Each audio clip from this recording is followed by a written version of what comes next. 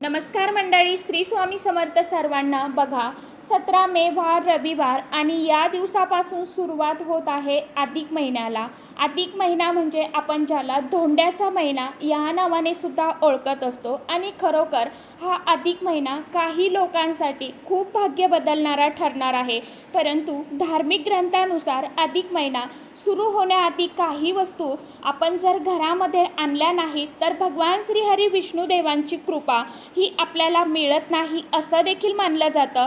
म्हणूनच आजच्या व्हिडिओमध्ये तुम्हाला काही वस्तू ज्या आहेत तर त्या सांगितलेल्या आहेत, तर त्या वस्तू आपण आपल्या घरामध्ये आवर्जून आणायच्या आहेत. कारण की काही शुभ वस्तू ज्या अधिक महिना सुरू होण्याआधी घरात आणणे हे अतिशय अत्यंत शुभ मानले जाते. आपण सगळे जाणतो की एका वर्षामध्ये 12 महिने असतात, परंतु यावर्षी मात्र एक अतिरिक्त महिना येणार आहे ज्याला आपण अधिक महिना, पुरुषोत्तम मास, मलमास किंवा आपल्या साध्या भाषेत बोलायचं झालं तर आपण धोंड्याचा महिना असं देखील म्हणत असतो.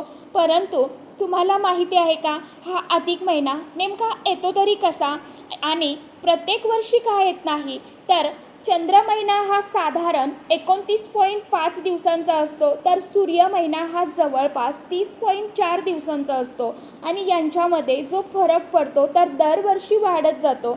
थोडक्यात सांगायचं झालं तर सौर वर्ष हे 365 दिवसांचं असतं आणि चंद्रवर्ष हे 354 दिवसाचं असतं. म्हणजेच दरवर्षी जवळपास 11 दिवसांचा फरक निर्माण होतो. आणि हाच 11 दिवसांचा फरक 3 वर्षांनी तब्बल 33 दिवसांचा होतो. आणि त्यावेळी तयार होतो एक अतिरिक्त महिना ज्याला आपण अधिक मास, धोंड्याचा महिना या नावाने सुद्धा ओळखत असतो. म्हणूनच आपल्याला हा धोंड्याचा महिना, अधिक महिना सुरू होण्याआधीच आपल्याला काही वस्तू ज्या आहेत तर त्या घरी घेऊन यायच्या आहे.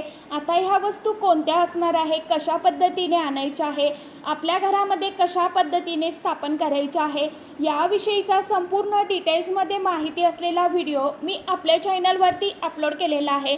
ज्यांनी कोणी तो व्हिडिओ बघितला नसेल त्यांनी आवर्जून बघा. आता हा व्हिडिओ कसा बघायचा आहे, खाली तुम्हाला जो त्रिकोण दिसतोय ना, त्या त्रिकोणवरती क्लिक करा, म्हणजे योग्य त्या व्हिडिओची लिंक तुम्हाला मिळणार आहे.